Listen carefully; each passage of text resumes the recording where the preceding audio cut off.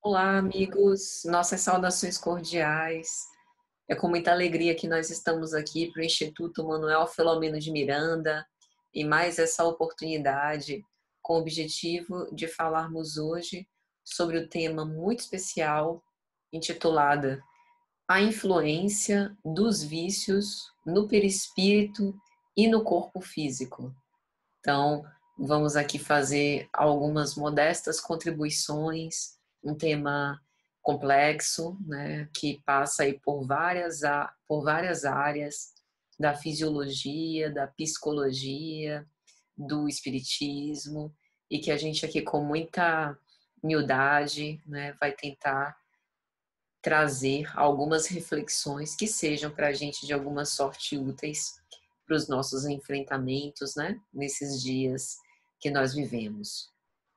Bom, hoje nós vivemos um tempo em que se fala muito sobre vícios, adicções, e uma boa parcela dos indivíduos somos viciados em certos flagelos, poderíamos assim considerar, incluindo drogas lícitas, como álcool, açúcar, entre outros, e as ilícitas, com uma maior fatia, digamos assim, para essas ilícitas. Nós vimos os índices de viciações aumentarem assustadoramente no período da pandemia. Isso é relatado, inclusive, pela polícia, né, que faz todo esse trabalho de interceptação do tráfico de drogas e esse consumo, sobretudo, de drogas como maconha, cocaína, crack, dentre outros, tem aumentado muito. Sigmund Freud, pai da psicanálise, já dizia que é impossível enfrentar a realidade o tempo todo sem nenhum mecanismo de fuga. Fosse esse mecanismo, os próprios mecanismos de defesa do ego, né, que ele estudou, Ana Freud, sua filha, também estudou com mais detenção, a embriaguez, o uso da fantasia, né, esses pequenos delírios que a gente tem, essas pequenas ilusões, formações de pensamento vitalizadas, ou os vícios em geral. E nós, sendo espíritas, podemos entender outros aspectos do vício que o materialista, infelizmente, não tem condições de perceber. Porque essa visão holística, mais integrada, nos possibilita entender melhor as adicções, entender as adicções como sintoma. É assim que a própria psicanálise entende, né? Então, na minha atuação profissional, a gente ouve bastante relatos como esse, e quando a gente vai investigar, percebe que, em geral, há causas inconscientes que estão apenas tamponadas pelo vício. Não é que o vício não seja grave, é um sintoma muito grave, que a depender do estágio, né, a gente precisa trabalhar, se preocupar muito mais do que com uma contenção de danos, do que propriamente pensar numa cura que seria a ausência total do vício. Mas como a gente está num contexto espírita, em que a gente tem condição de investigar as causas profundas que estão no espírito, a gente tem perspectivas melhores, né? Através desse tratamento nas diversas dimensões do ser humano, ter um êxito maior. Então, esta visão holística mais integradora, que nos possibilita entender as viciações, essas viciações elas não se restringem apenas ao uso do álcool, das drogas, do cigarro, mas inclui uma série de outros vícios, inclusive vícios comportamentais, né? O vício do jogo é um vício que destrói famílias, acaba com patrimônios, né? Destrói a vida de muitas pessoas e se alastra com muita rapidez, porque na internet a gente vê até anúncios de muitos sites, né, com propagandas para jogar. Então imagina isso para um adicto em jogo, é um tormento. E no espiritismo a gente consegue ver o ser humano como um ser transdimensional, o que implica dizer que nós existimos em mais de uma dimensão ao mesmo tempo. A própria ciência ortodoxa já admite isso, inclusive, né? Nós espíritas sabemos que estamos aqui encarnados, mas, por exemplo, em emancipação da alma, isso se dá em diversas circunstâncias, nós estamos em contato com o mundo espiritual. Então, o complexo humano, ele é formado por algumas dimensões que interagem e se influenciam mutuamente. Nós temos, claramente, uma dimensão física. Observe o cuidado que eu tive ao empregar a palavra. Nós temos uma dimensão física, não nós somos, né? Porque nós somos espírito. Então, nós temos uma dimensão física que não será eterna, que será temporária, que traz toda uma carga genética, biológica importante, que influencia na nossa experiência, né? Mas que tem as suas limitações. Nós temos uma dimensão mental, psíquica, emocional, que reflete mais diretamente o que nós somos. Nós passamos por uma dimensão social, cultural, moral, que diz respeito ao nosso contexto familiar, com quem nós convivemos, né? O conhecimento que a gente acaba desenvolvendo com base nas nossas pesquisas, nos nossos estudos. Nós temos uma dimensão afetiva, relacional. Na verdade, essa dimensão é a que nós compomos através dos vínculos, das escolhas que nós fazemos. E nós somos, né, espíritos imortais e, portanto, temos também uma dimensão espiritual, em que nós confabulamos, nos sintonizamos com outras mentes encarnadas e desencarnadas. Essa é a dimensão preponderante de quem nós somos. E nessa abordagem de hoje, nós adentraremos especificamente sobre a influência dos vícios, como ela se dá no perispírito e no corpo físico. Para isso, a gente precisa falar sobre a definição do corpo físico e do perispírito, né? Embora eu acredite que, como espíritas, estudiosos, nós já saibamos, mas é sempre bom, quando a gente faz esse tipo de abordagem, voltar às bases, relembrar Kardec, porque não há espiritismo fora das bases da codificação kardeciana. Então, a gente já sabe que o corpo físico é a nossa vestidura carnal, como uma roupa que a gente usa enquanto nós estamos no plano físico. E a essa altura, a gente já deve saber que nós temos um corpo de carne, não somos um corpo de carne, como julgam os materialistas. Nós somos espíritos imortais e não temos um espírito, né? E o perispírito, que o apóstolo Paulo, desde muito antes de Kardec, chamava de corpo espiritual, é o corpo fluídico da alma, do espírito imortal, conforme Kardec aponta na obra A Gênese, logo no capítulo 1, Caráter da Revelação Espírita. Kardec vai dizer que o perispírito é a interface entre o corpo físico e o espírito. O perispírito é inseparável da alma, formando um dos elementos constitutivos do ser humano. É veículo da transmissão do pensamento, das sensações e da percepção ao espírito. E durante a vida do corpo, ele serve de laço entre o espírito e a matéria.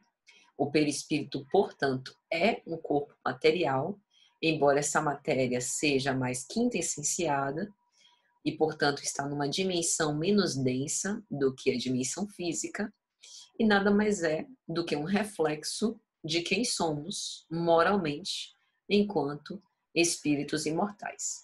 Por isso, quando tratamos de vícios, nós estamos falando do espírito que trilha por este caminho, que opta, utilizando a volição, por essa saída, em algum momento decidiu utilizar a droga por diversas razões.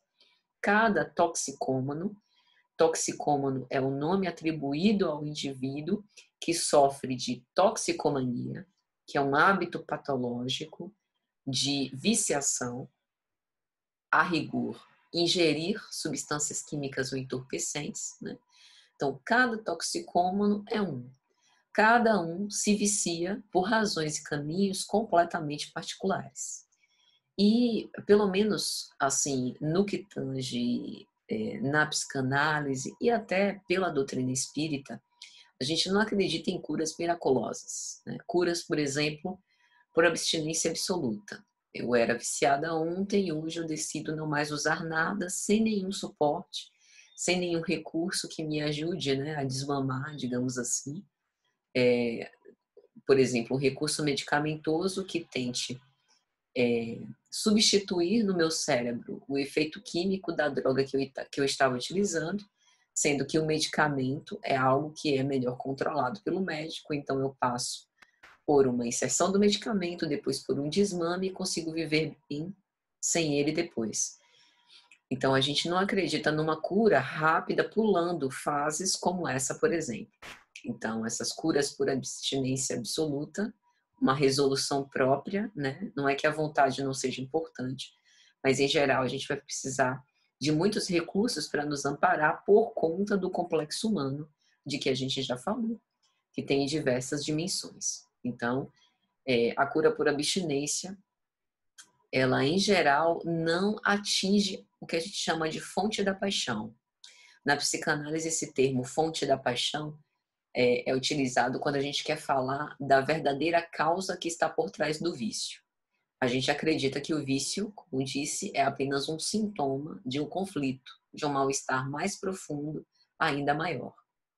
E isso acaba sendo corroborado pelos nossos estudos, considerando o complexo humano e as suas outras dimensões. Porque a gente vê que muitas vezes o vício é um tamponamento para um problema mais profundo. Eu gosto muito de ouvir o psiquiatra baiano, Dr. Antônio Neri. Ele tem um trabalho formidável. Ele que também circula, né, pelos enlaces psicanalíticos e gosta muito da psicanálise. Ele tem um trabalho formidável de apoio aos usuários de drogas em situação de rua. E eu já tive a oportunidade até de fazer trabalhos junto com ele. E ele fala algo que eu acho que é muito perfeito. A, digamos assim, o perfil toxicômano do usuário em situação de rua é bem diferente daquele que mora no Leblon, né? Citando aqui um dos bairros mais ricos, por exemplo, do estado do Rio de Janeiro, né? Da cidade do Rio de Janeiro. Por quê? Porque o toxicômano em situação de rua, ele muitas vezes faz uso da droga para suportar a dor de viver naquela situação tão extremada de carência máxima, de miserabilidade total, de vulnerabilidade, né? De risco. Então, é muito difícil suportar viver sem o que para ele é um recurso, né? Então, isso é grave, porque nesse caso, a gente sabe que haveriam outras saídas, ou pelo menos a gente deveria, enquanto sociedade, se organizar para oferecer outras saídas, né? Oportunidades de emprego, e aí a gente já vai falar de temas relacionados à desigualdade social, né? Diálogo, enfim, conversa para entender a demanda daquele sujeito. Então, a gente não pode realmente generalizar, né? As causas que estão por trás deste sintoma, que é um sintoma crônico, social, né? Estruturado mesmo na nossa sociedade, são diversos. Mas voltando para o nosso tema, sendo o fluido perispiritual o agente intermediário do pensamento, o que ele transmite a comando da mente, do espírito fica, de certo modo, impregnado do pensamento transmitido. É que isso que forma a nossa psicosfera. A psicosfera é uma atmosfera psíquica que contempla nossos pensamentos vitalizados, hábitos mentais, sentimentos e emoções. E bem se vê que a vibração, a energia ou a sintonia que a nossa psicosfera estabelece com o espaço em derredor, ela é sempre dinâmica, porque varia conforme o nosso pensamento e a moralidade. E o envoltório perispirítico acompanha em termos de qualidade de energia a nossa espiritualização. Logo, à medida que a alma se eleva em moralidade, sua vibração, sua constituição também se torna mais leve e mais etérea. Então, sob a influência do princípio vital, o perispírito, que possui certas propriedades da matéria, vai se unindo molécula a molécula ao corpo em formação. Portanto, o espírito comanda o corpo e plasma as configurações basilares neste modelo organizador biológico, que é o perispírito. E, por sua vez, o perispírito plasma no corpo, imprime nele predisposições de doenças, compleições específicas, principalmente psíquicas, organizando ou desorganizando o aparato neurofisiológico, de acordo com as necessidades da reencarnação e com as condições de moralidade do espírito que vai animar o corpo. E devido a essa conexão perispirítica, de molécula a molécula, o corpo também influi no espírito. O perispírito, então, funciona como um órgão sensório, que vai captando as impressões físicas e transmitindo-as, né, repercutindo-as no espírito. Então, o perispírito, ou o corpo fluídico dos espíritos, como vai asseverar Kardec na obra A Gênese, capítulo de número 14, intitulado Os Fluidos, é um dos mais importantes produtos do fluido cósmico. A gente já sabia disso, né? Os elementos do perispírito são retirados da natureza, do fluido universal. É uma condensação desse fluido em torno do foco da inteligência ou da alma. E nesse perispírito estão criações de imagens fluídicas, que através do pensamento são refletidos no envoltório perispirítico como um espelho.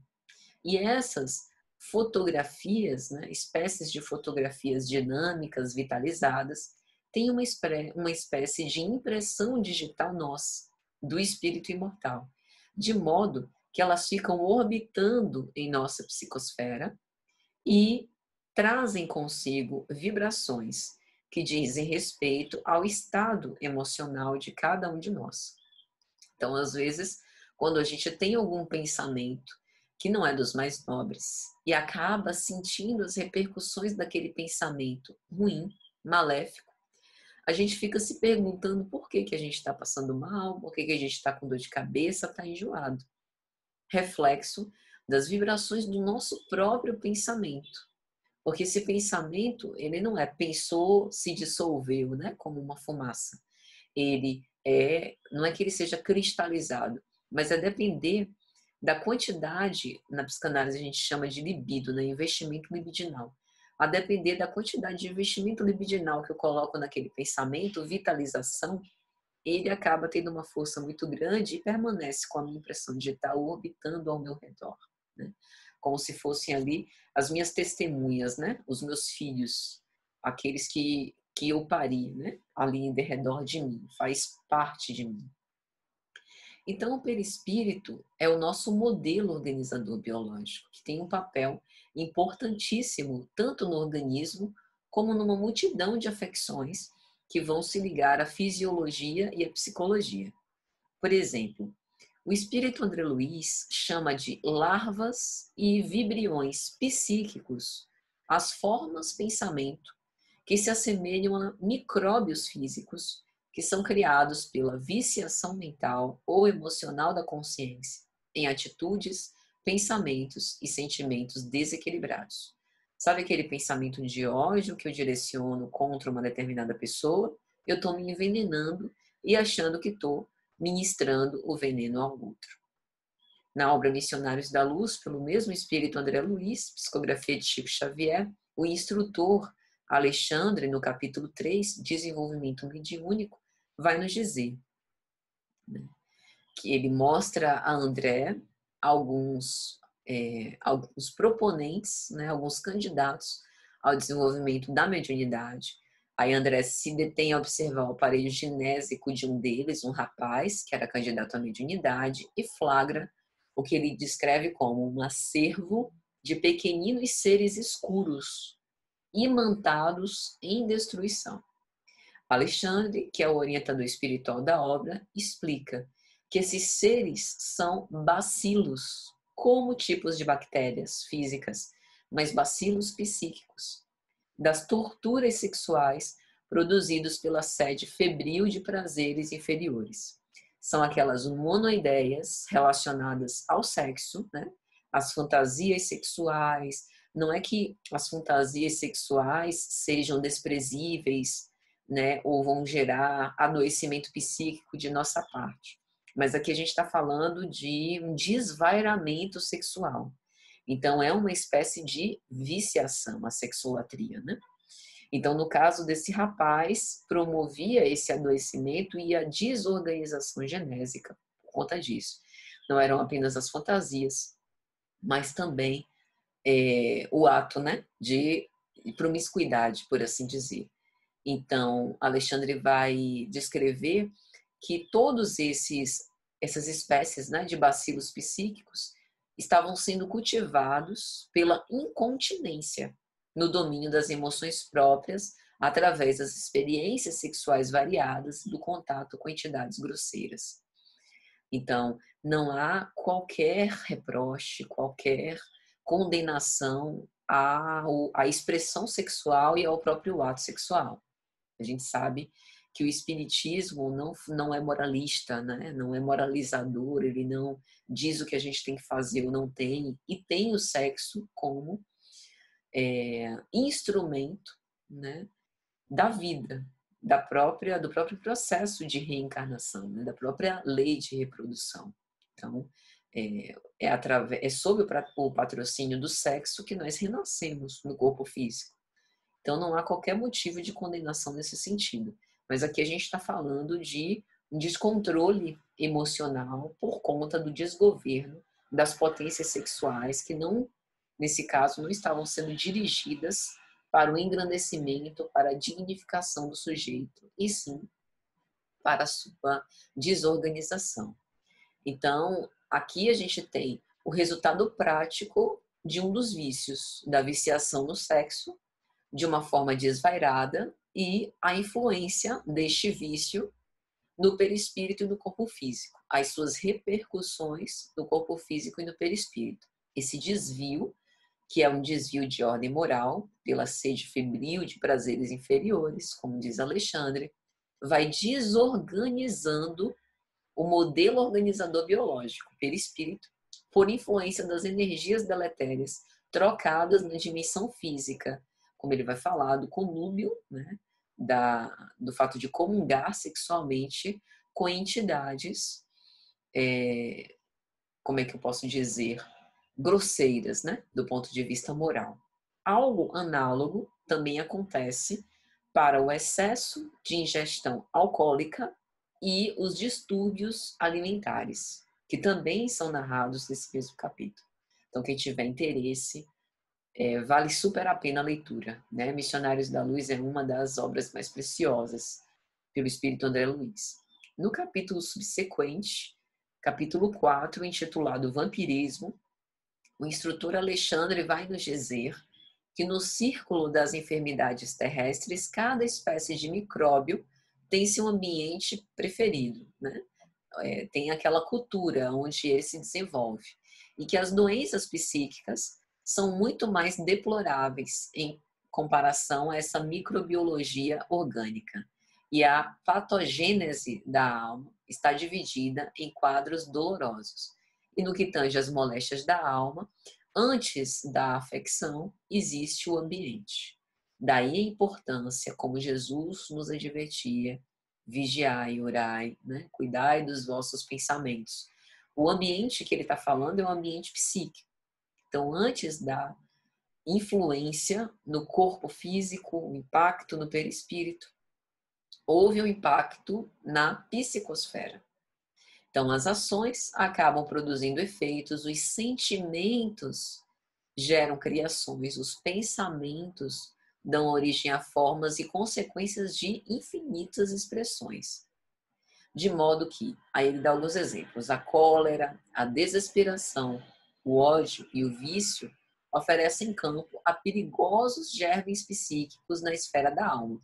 E qual acontece no terreno das enfermidades do corpo, o estágio também passa a ser consumado. E cada viciação particular da personalidade produz formas sombrias que lhes são consequentes e extensíveis às regiões próximas, onde não prevalece o espírito de vigilância e defesa. Ou seja, Quando nós estamos encarnados, nós temos um corpo biológico na dimensão física, o corpo é temporário, mas o perispírito e o espírito são permanentes.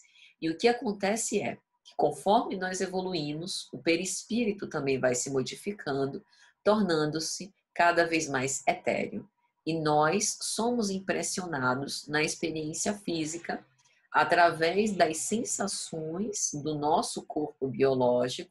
E quando nós estamos desencarnados, já que este corpo físico não existe, o nosso perispírito funciona como uma espécie de transdutor, se nós pudermos assim chamar, ou seja, uma interface de relação da nossa inteligência com outras inteligências no mundo em que vivemos. Então, nós existimos nos planos físico e extrafísico, espiritual.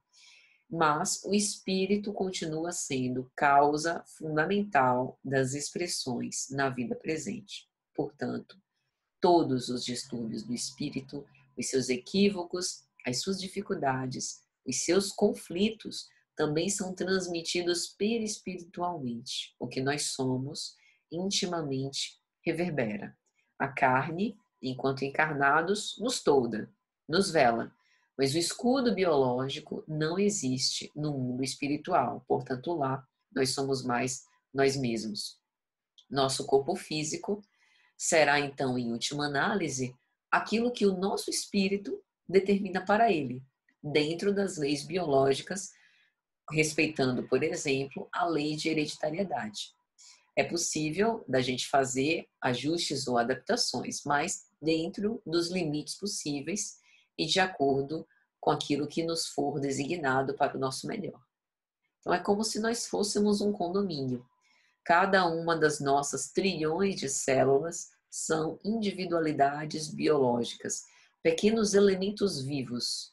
E enquanto essas células estão dentro do plano de organização pessoal corpóreo, gerido pelo espírito através do perispírito, vai seguindo as ordens e as ordenações da mente do espírito imortal. Inclusive, o espírito André Luiz, na obra Evolução em Dois Mundos, vai definir a célula como animáculo infinitesimal domesticado.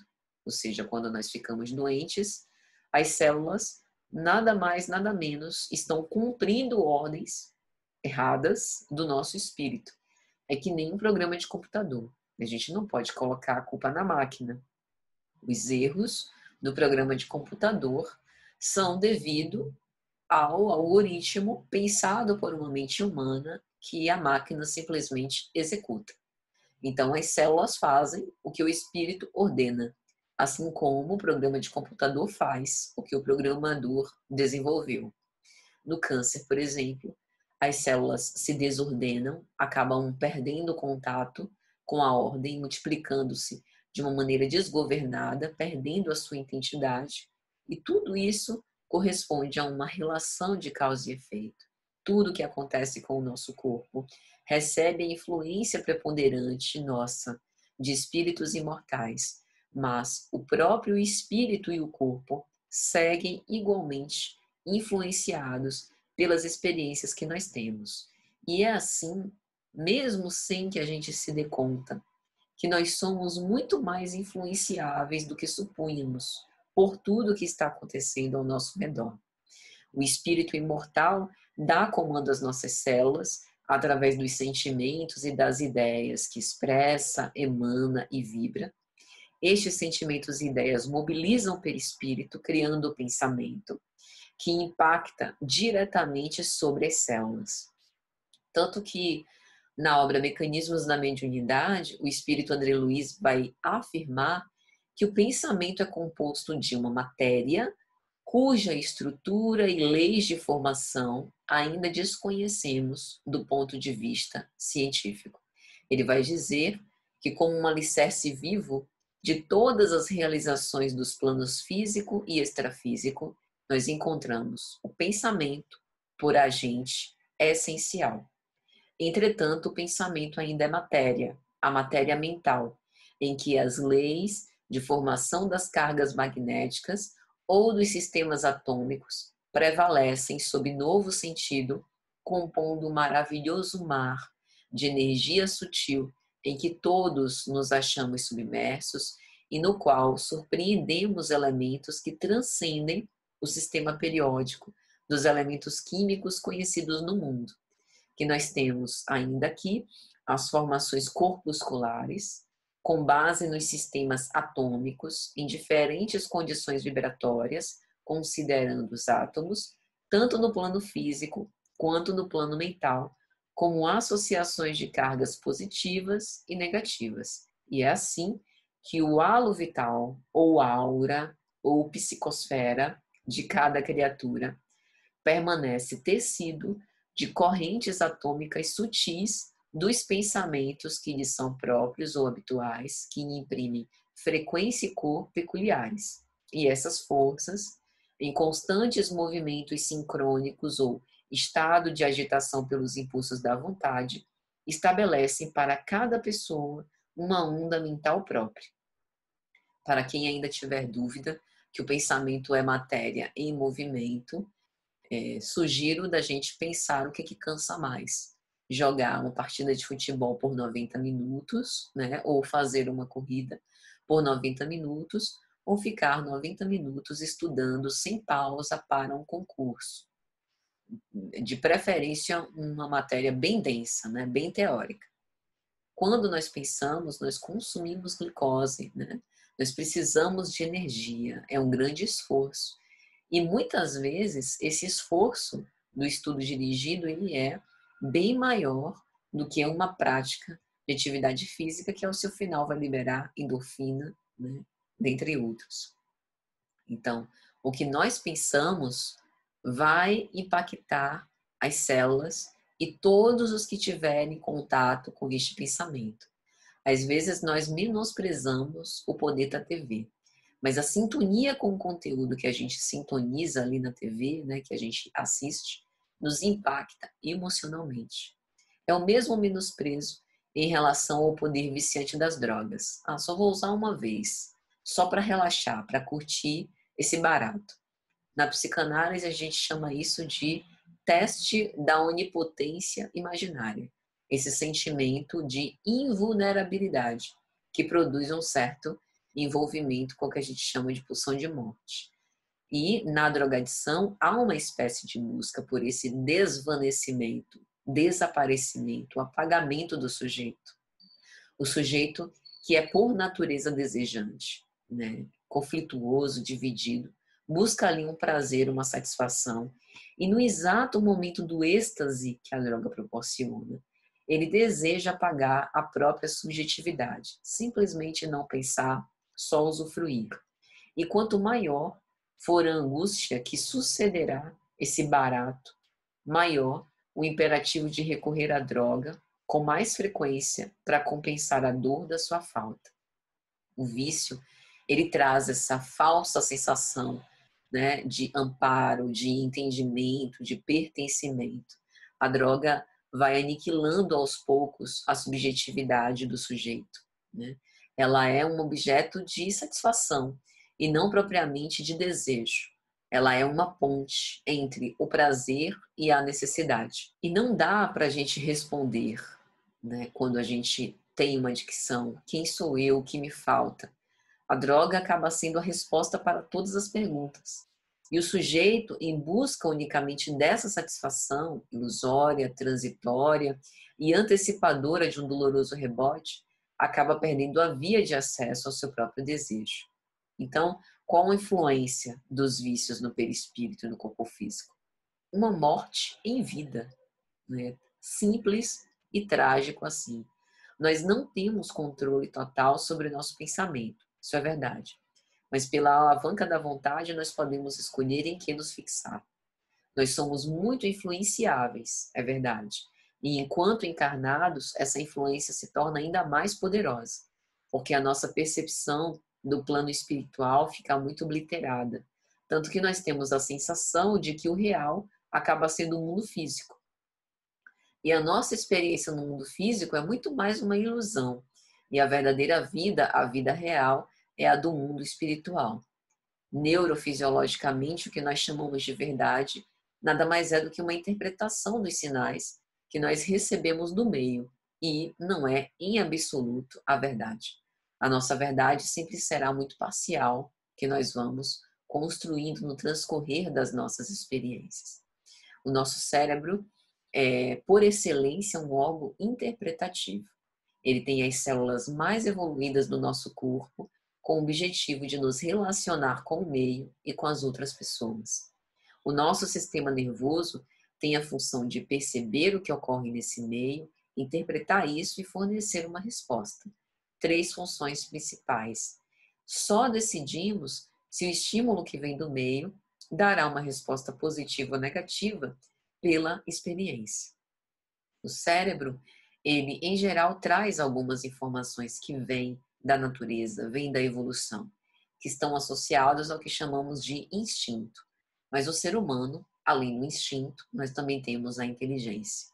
Embora muitas vezes o instinto é mais confiável, porque é uma inteligência automática que foi herdada pelas experiências da evolução biológica e nós recebemos isso geneticamente. São os nossos padrões automáticos.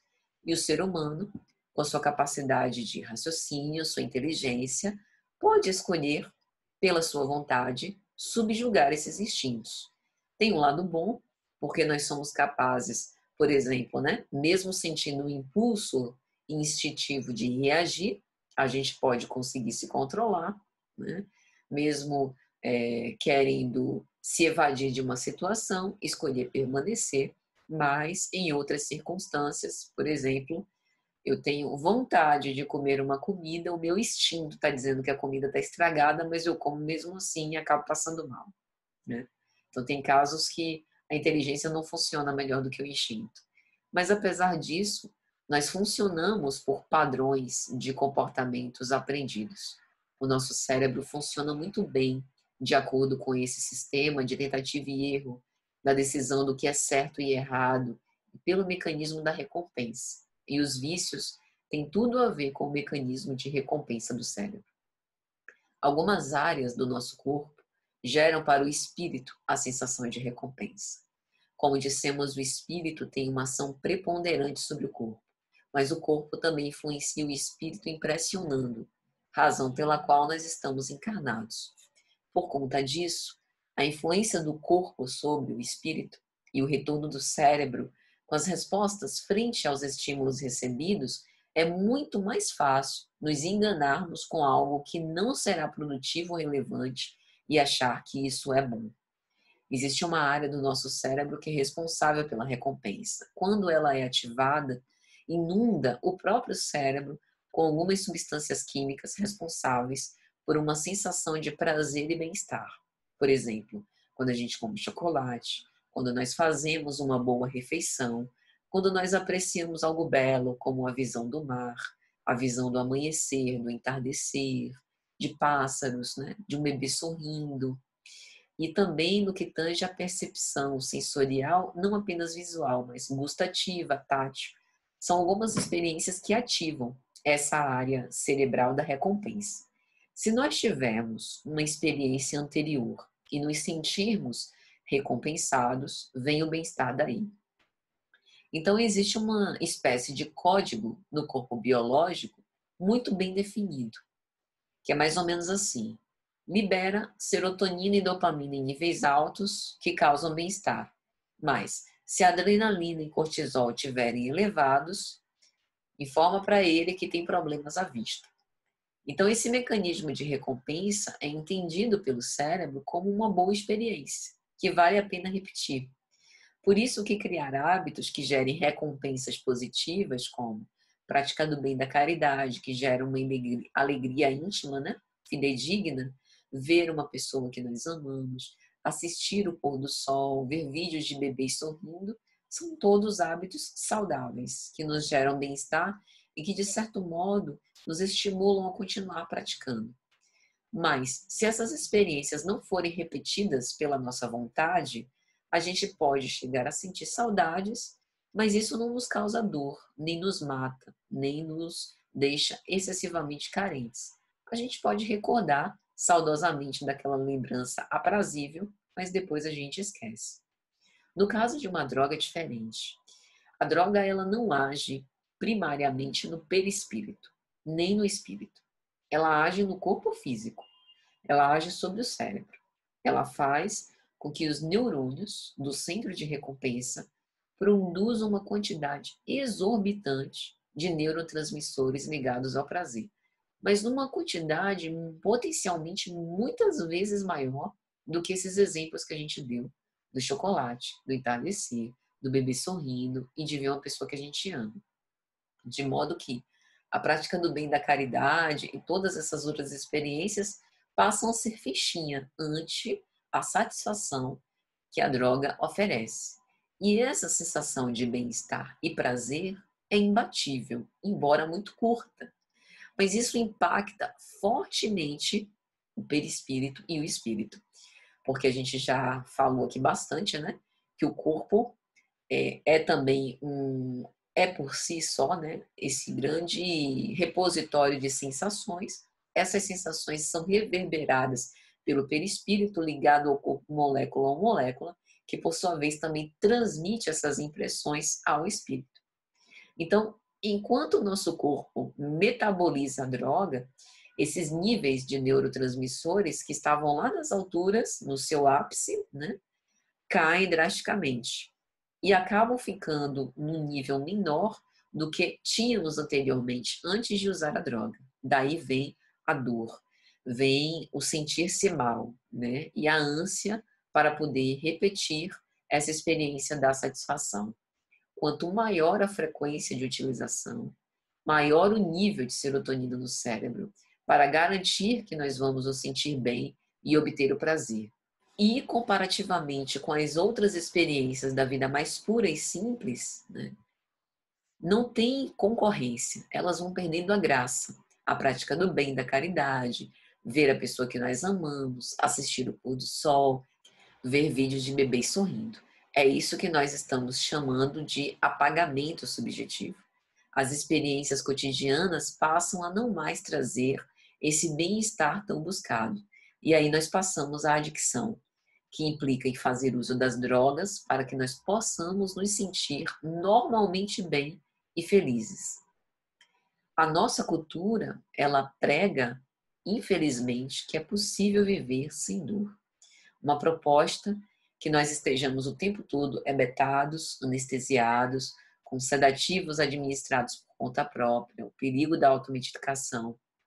A nossa sociedade não costuma produzir modos de sofrer, porque não se interessa em buscar um sentido do sofrimento.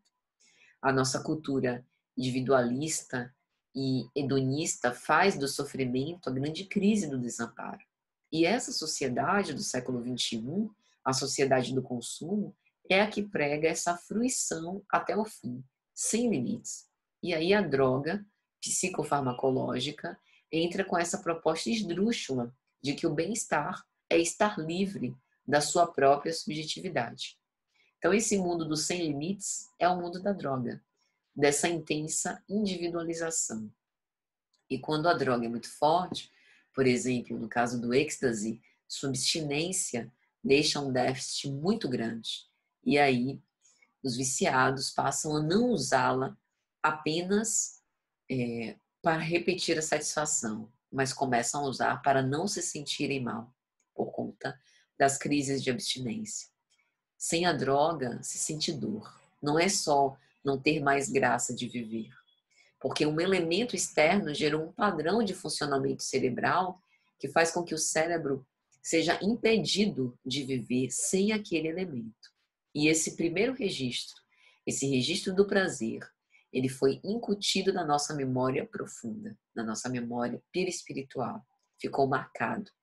E mesmo que o cérebro altere o seu padrão, a repetição daquela primeira impressão prazerosa de satisfação persegue e a gente passa a não viver mais sem. Portanto, a cura deve vir de dentro para fora. Mas isso não é tão fácil quanto parece. O grande problema é que tudo que vem de dentro para fora passa pelo nosso querer. Esse é o mecanismo biológico da formação do vício. Nós geramos um pensamento, que é a matéria, como uma onda de rádio que impacta. Esse pensamento gera um padrão, e quanto maior a afinidade moral elevada, maior a penetrância desse padrão mental.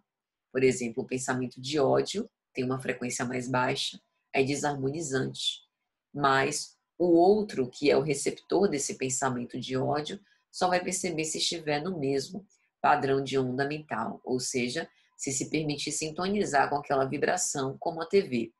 Se eu quero assistir um determinado canal, terei que sintonizar com ele. Tudo que estiver ocorrendo no plano extrafísico, nesse padrão de onda, uma vez que eu sintonize, entrará em contato comigo. Não há como ter controle do que selecionar ou rejeitar depois de ter entrado na faixa vibratória, né? Como a gente costuma dizer. Já o pensamento de amor, pelo contrário, como é de alta frequência, ele harmoniza nosso perispírito. E mesmo que o outro não saiba, ele recebe essa penetração amorosa, porque ele tem uma grande penetrância. Então, para sair desse padrão vibratório, é preciso sair deste pensamento e eleger outro. Quando nós somos estimulados a um padrão de pensamento e nós nutrimos esse padrão, a gente começa a emitir um pensamento que vai para o meio e a nossa psicosfera, que nós criamos pelos nossos pensamentos e não podemos dissimular, vai sendo formada daí. Quanto mais a gente vitalizar um pensamento, mais ele fica reverberando na psicosfera e reentrando na consciência. Isso gera um pensamento recorrente. São esses pensamentos recorrentes que nutrem as adicções. A potência do nosso pensamento, não tenho dúvida, é infinitamente maior do que de qualquer droga. Esse pensamento, então, fica nos auto-induzindo, que a gente conhece por auto-obsessão ou monoideias. Os espíritos influenciam a gente sabe disso, mas somos nós que escolhemos e atraímos. O que acontece com esse pensamento recorrente é que nós passamos a educar o nosso cérebro a funcionar nesse padrão. E vai chegar uma hora que esse padrão vai alterar a bioquímica cerebral. E aí, para a gente mudar, não vai depender só da nossa vontade. Porque nós, quando fizermos isso, o cérebro estará dependente desse pensamento, de uma maneira a gerar neurotransmissores específicos para alimentar esse processo. Então, o ideal seria não entrarmos nesse padrão repetitivo desses pensamentos recorrentes, porque por associação com outras mentes, nós acabamos atraindo e, embora eles não nos forcem a nada, se coadunam conosco e comungam dessa experiência comum que nós permitimos. Portanto, para vencer o vício, para reduzir essa influência, né, do perispírito e do nosso corpo físico, é preciso olhar para todas as dimensões do complexo humano, como nós já dissemos. A dimensão física, genética, biológica, sendo tratada pela medicina, a dimensão mental, psíquica, emocional, sendo tratada pela psicoterapia, a dimensão social, cultural e moral, com o compromisso de reforma íntima e reforma moral dos indivíduos, a dimensão afetiva relacional, que diz respeito a como eu trato os meus semelhantes, e a dimensão espiritual, que tem tudo a ver com o que eu busco nesse desenvolvimento da minha religiosidade.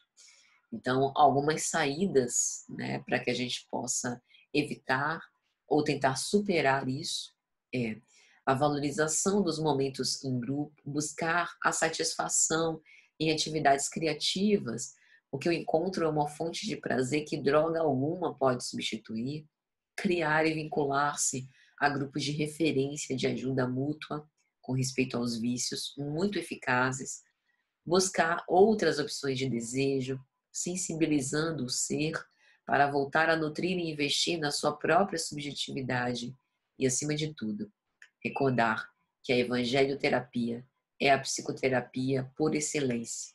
A prática do bem e da caridade é salvadora. Então, meus amigos, é mais ou menos isso.